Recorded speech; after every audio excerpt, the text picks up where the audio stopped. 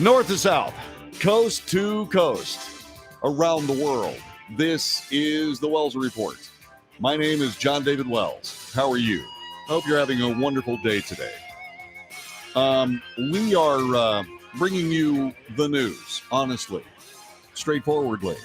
We analyze the news for fact and bias. We point out that fact and bias. I make commentary. That's not the news. That's my opinion. Just as valuable as yours. And that opinion and your opinion come together for debate.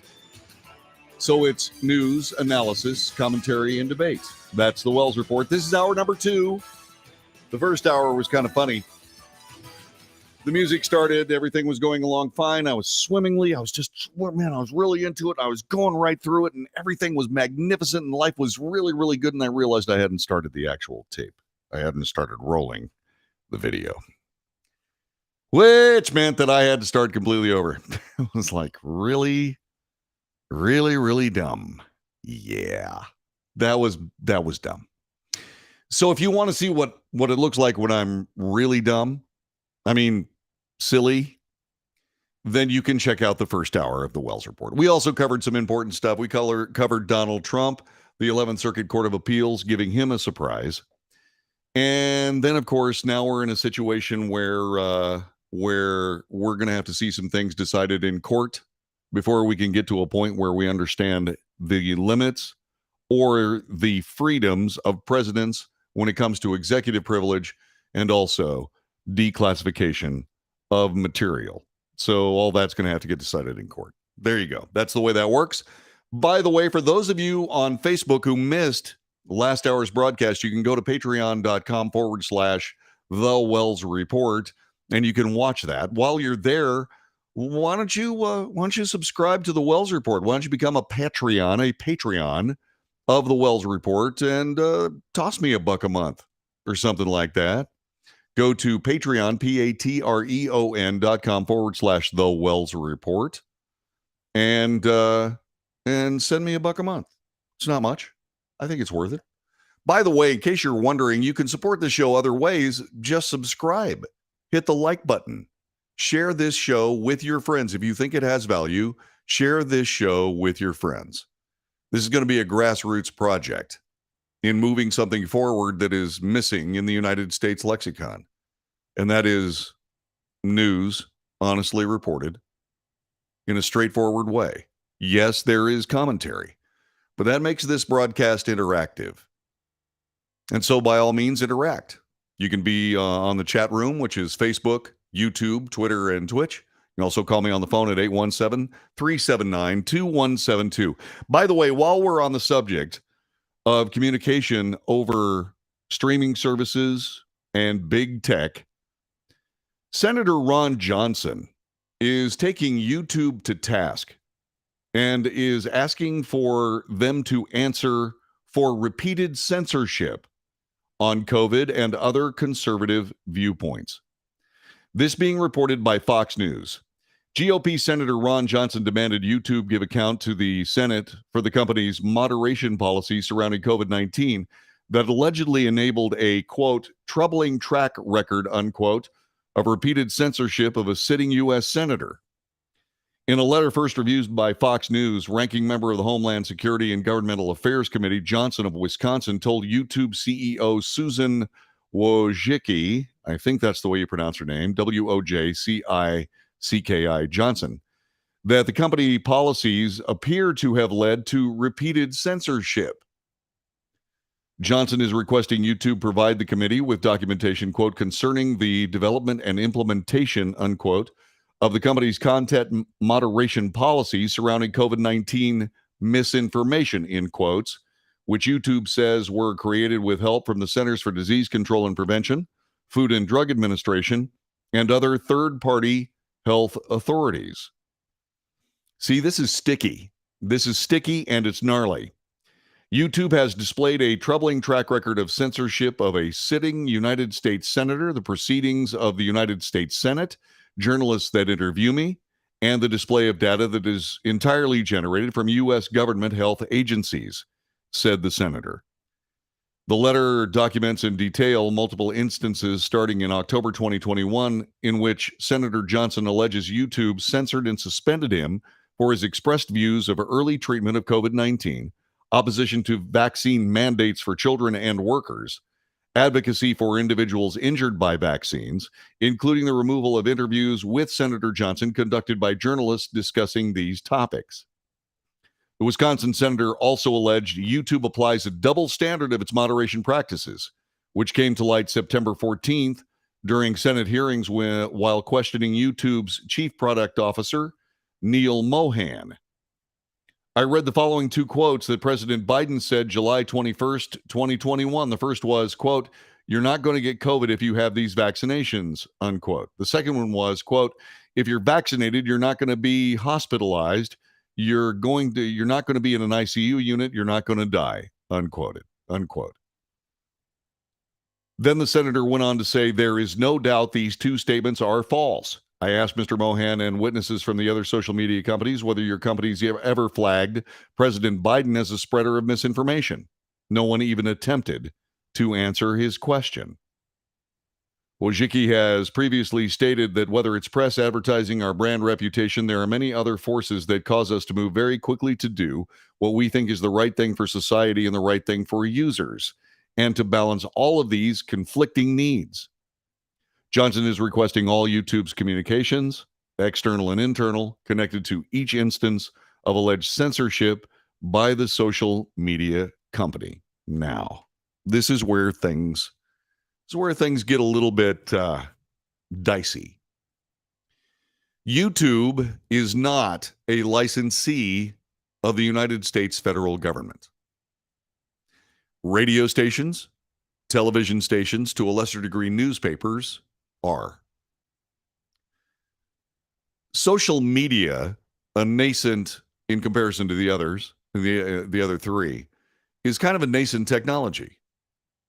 In other words, what this technology proves is the wisdom of regulators all the way back to 1934 for making sure that public information was delivered in the public interest by public trustees.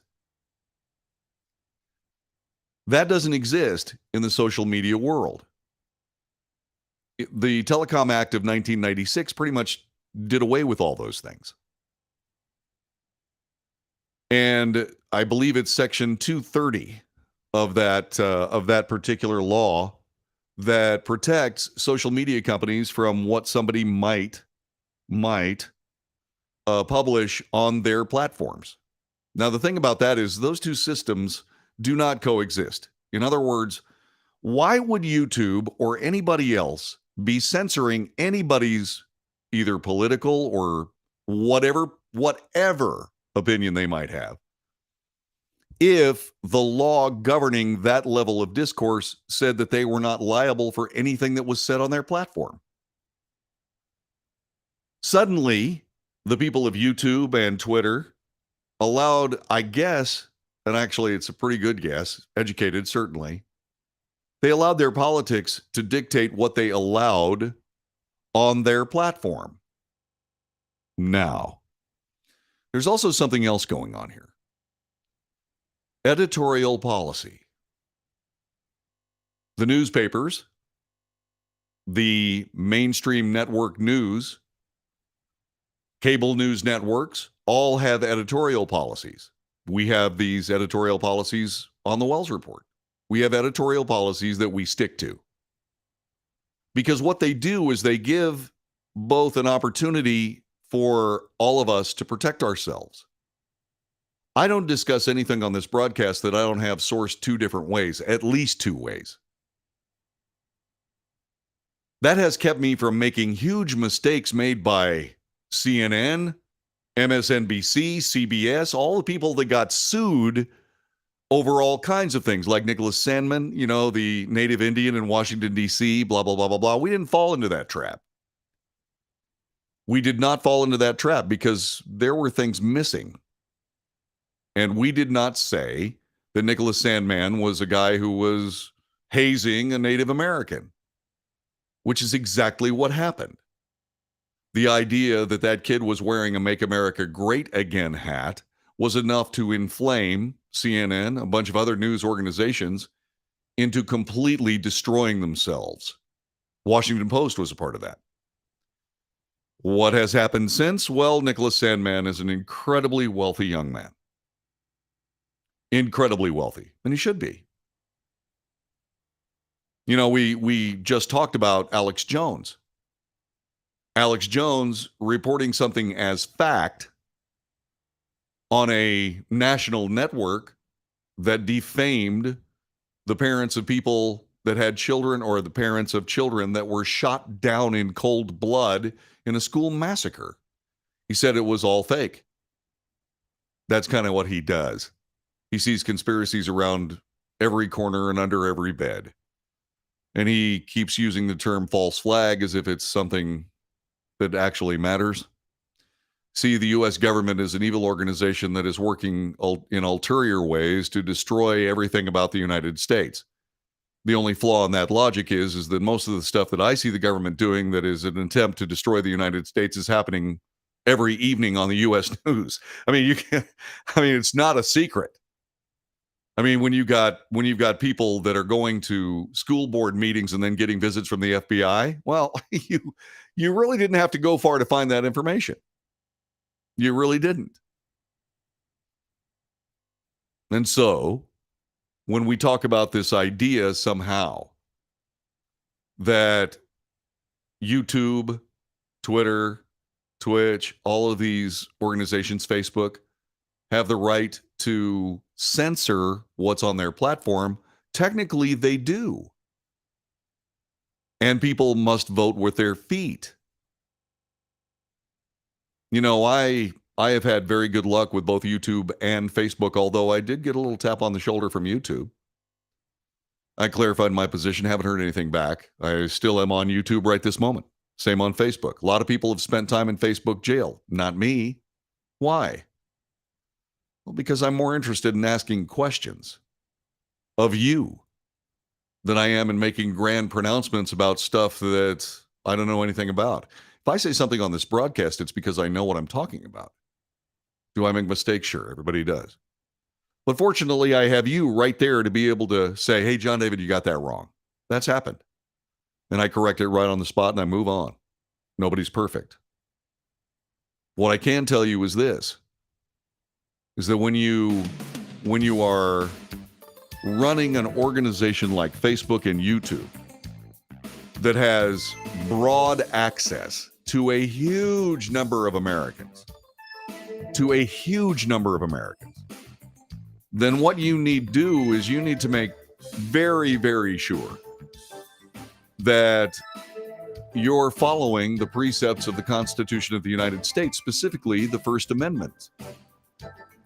Senator Johnson of Wisconsin is saying, hey, you violated my First Amendment rights. The question is, does that matter? Will this end up in courts? We'll see.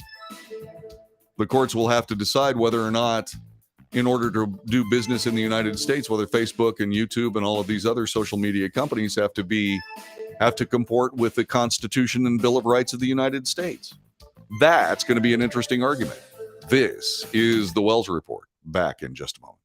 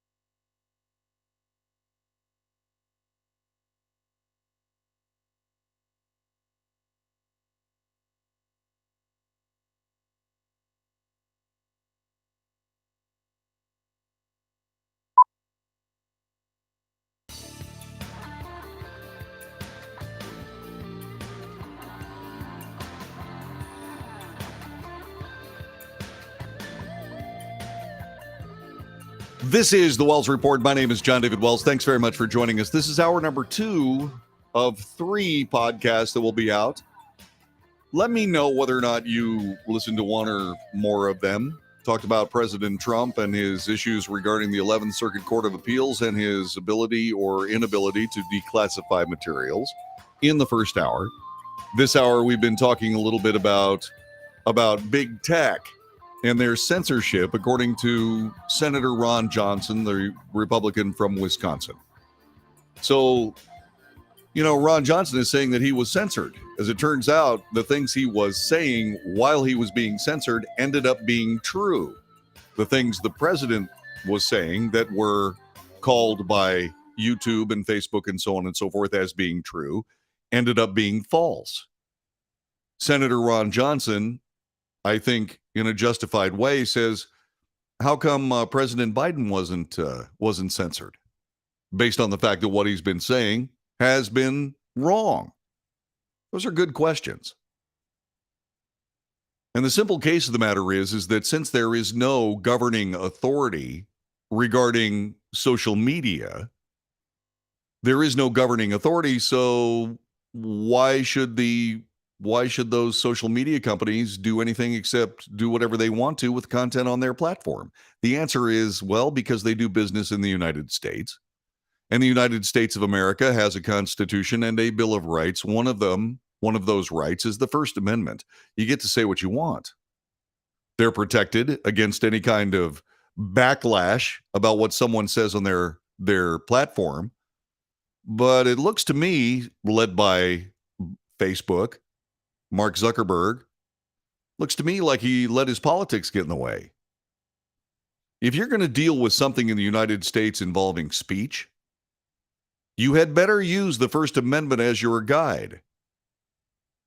Because what ends up happening is that all manner of craziness ensues if you don't. What's fascinating to me is the people that see the Constitution of the United States as a hindrance to their political delirium have made great strides. They have made great strides in being able to convince everybody the First Amendment's bad, the Second Amendment's bad, the Fourth Amendment's bad, the Fifth Amendment's bad, Sixth Amendment's bad. These people continually attack the things that make America America. And considering the politics of Zuckerberg and all the rest of these people in social media, it makes perfectly good sense. It seems like, well, if they're leftists, then why not support the cause? Mark Zuckerberg just made it abundantly plain. He spent hundreds of millions of dollars getting Democrats and leftists installed in office. $475 million, as I recall. That's outrageous. It's outrageous. No one should have that much influence, right? Don't you think? I've spent a long time on this broadcast saying that that the rules of corporation in the United States, in order to form a corporation of the United States, you must be constitutionally compliant, which includes the Bill of Rights. If it was up to me, every corporation doing business in the United States would have a corporate constitutional officer. His job would be to make sure that their corporations were compliant with U.S. Constitution and Supreme Court thoughts about what the Constitution actually means. Because it would be incumbent on them to honor the rights of their American employees. Does that seem so outlandish? If that had been the case, then we wouldn't be dealing with censorship issues on Twitter, Twitch, YouTube, Facebook. We wouldn't be. Now, I'm not a big believer in government regulation, except whereby that I see the Constitution of the United States being ignored by what is, for all intents and purposes, a public utility. That's what I see. What do you see? Give me a buzz. We'll talk it over. This is the Wells Report.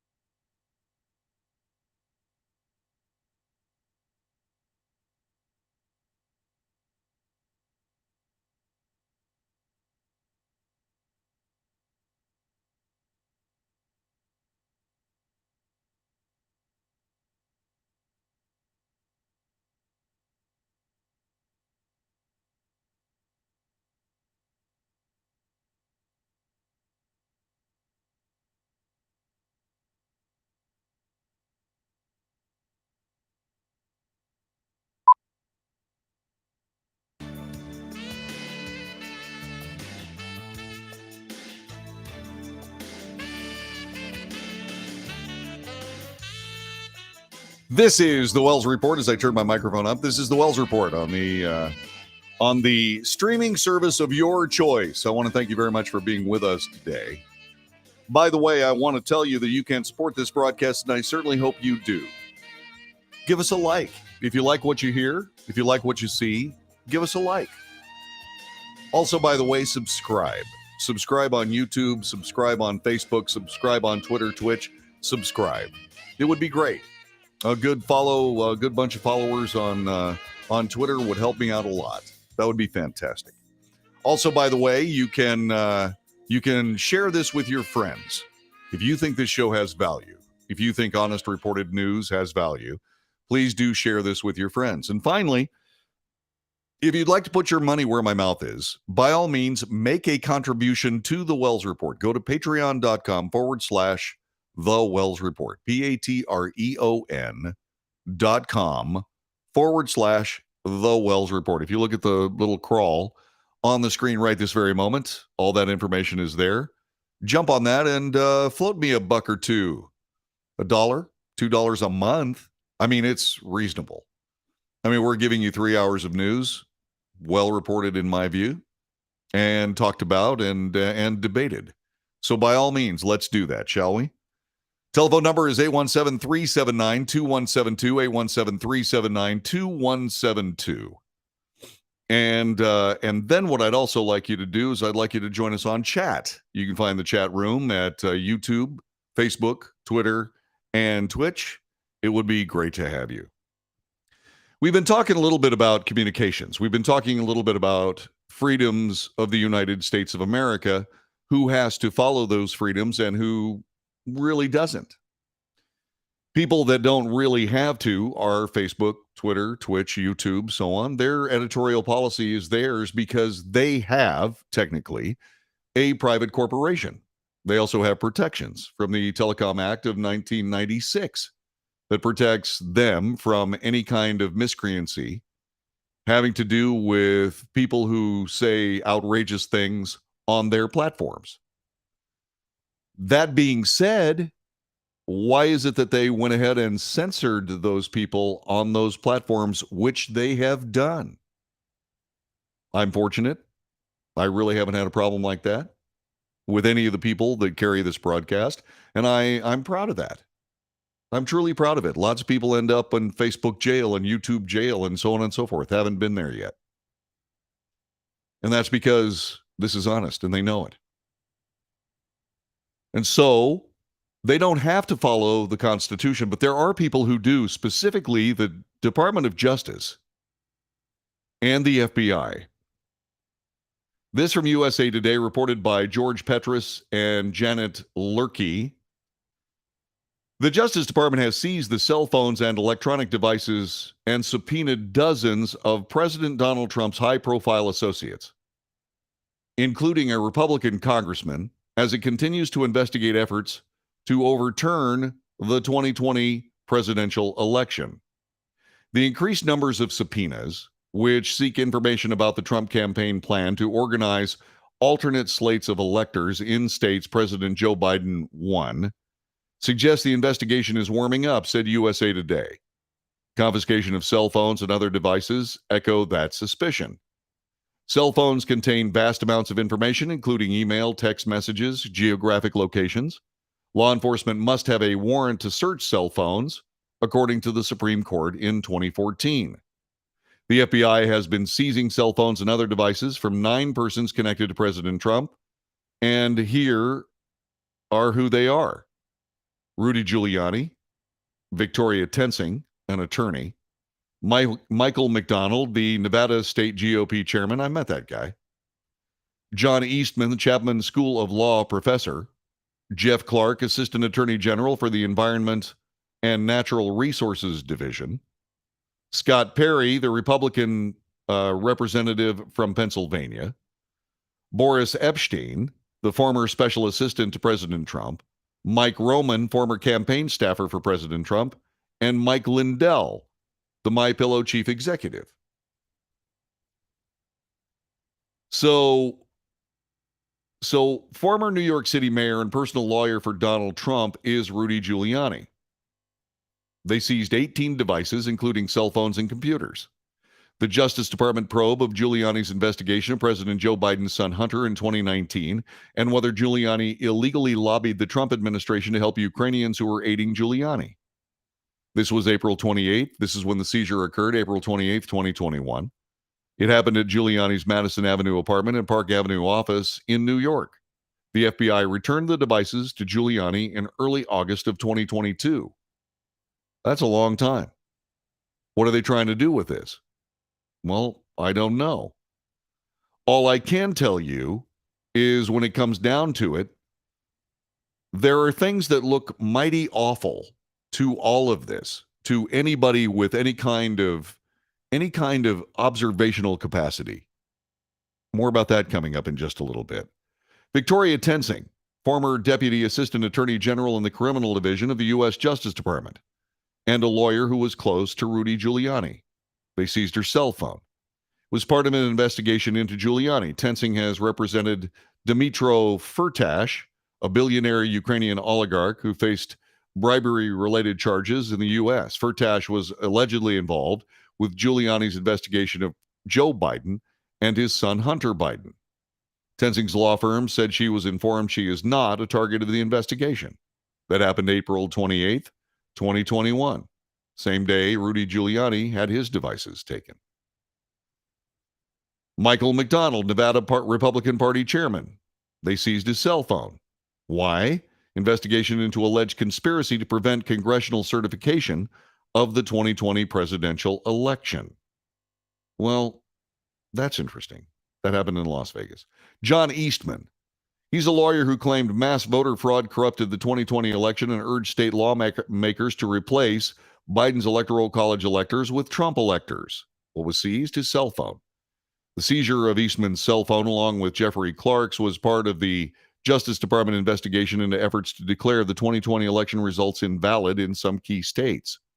That happened June 22nd, 2022.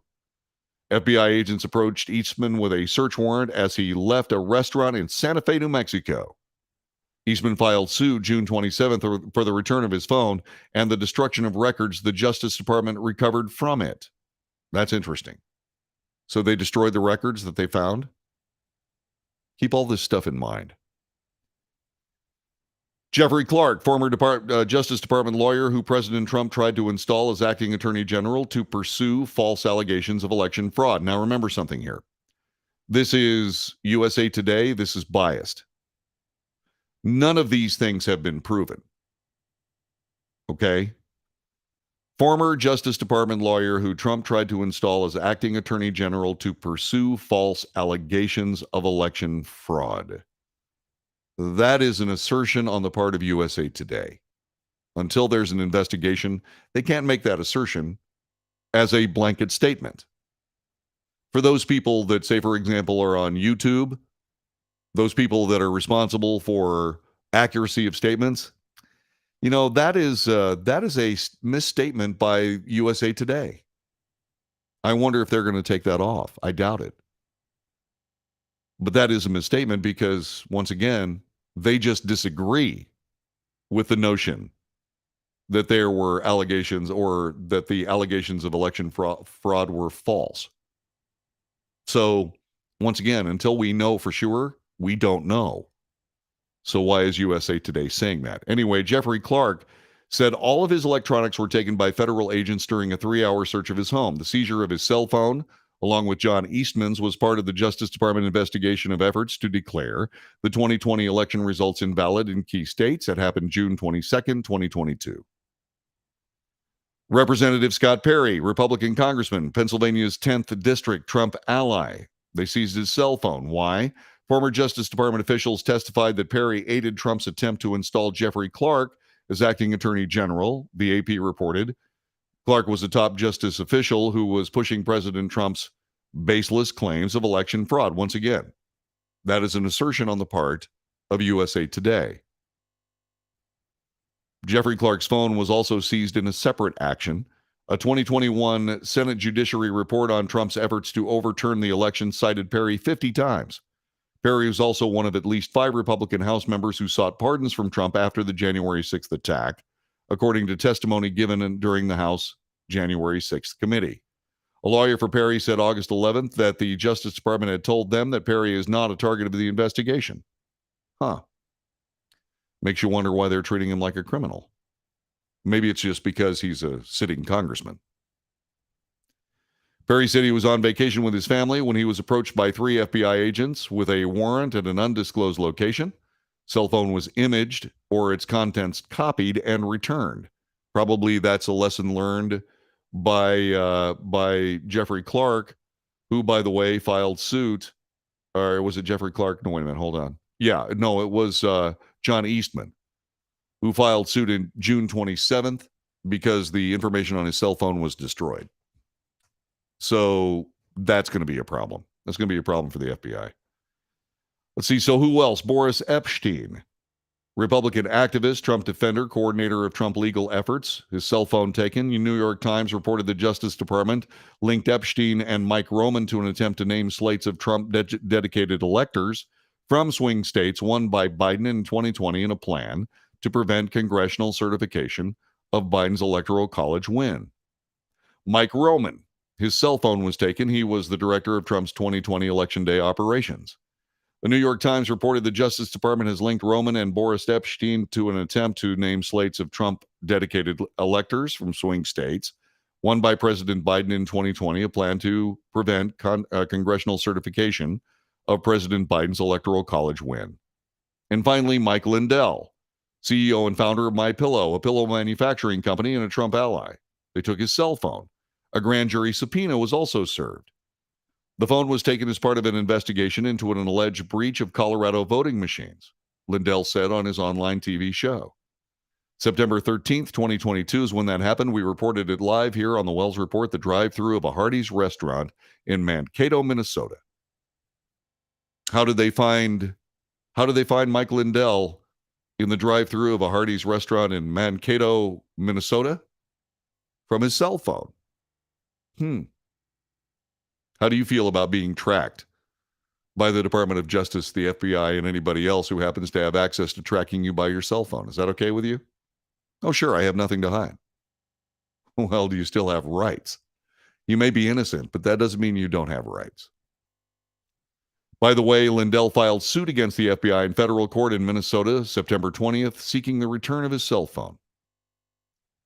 Now, here is the interesting mosaic that is being created by these 9 people and their interactions with the DOJ and the FBI.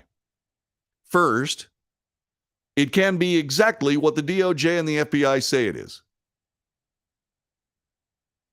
They can say, "Hey, wait a minute, we're checking on circumstances involving Hunter Biden. We're checking on things involving the slate of electors. We're talking a little bit about, all of these things." Or this could be an attempt to gain control of all the information that all these people have. Specifically, Rudy Giuliani and his information on Hunter Biden. See, a lot of this looks like maybe what they're trying to do is cover up. Now, pay attention very closely. If there's a problem with the 2020 election,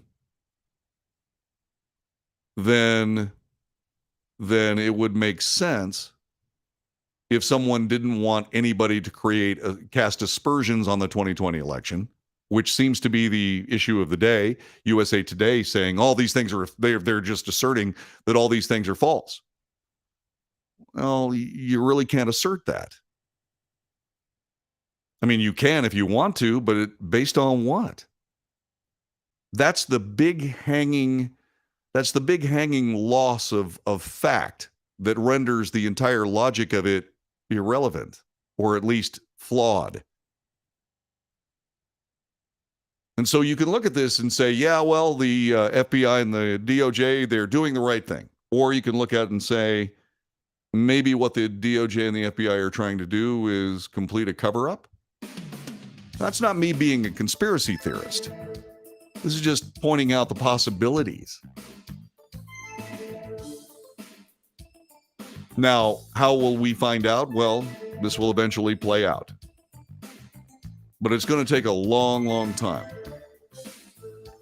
And maybe if you believe in the less than wholesome parts of what might be happening, I mean, why would you stop Mike Lindell in a Hardee's in Mankato if you weren't interested in what information that he had on the 2020 election? He didn't take part in anybody trying to come up with a set of fake electors. And when was it a crime to do that anyway if you had a dispute with a particular election? That's happened before. In other words, all this stuff, when it gets into a courtroom, is going to get vaporized by a federal court. There's more. Stick around. Back with more in just a moment. This is the Wells Report.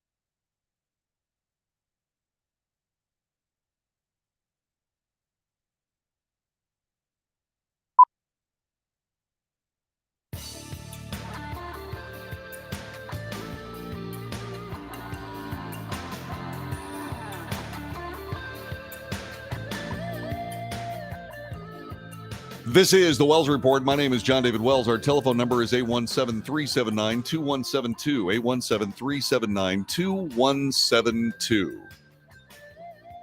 We are bringing you the news. We analyze the news for fact and bias. We make commentary, and then there's debate. That's what the Wells Report is all about. There is a war going on between Russia and Ukraine. It is not going well for Russia. Vladimir Putin, the Russian president, has discovered the limits of his military.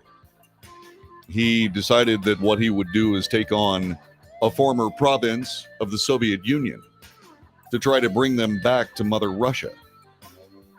Unfortunately, the Ukrainians had a different idea about that because Ukrainians are tough, by the way. They're tough, stiff-necked thistleheads, and they kind of like being Ukrainians as opposed to being Russians.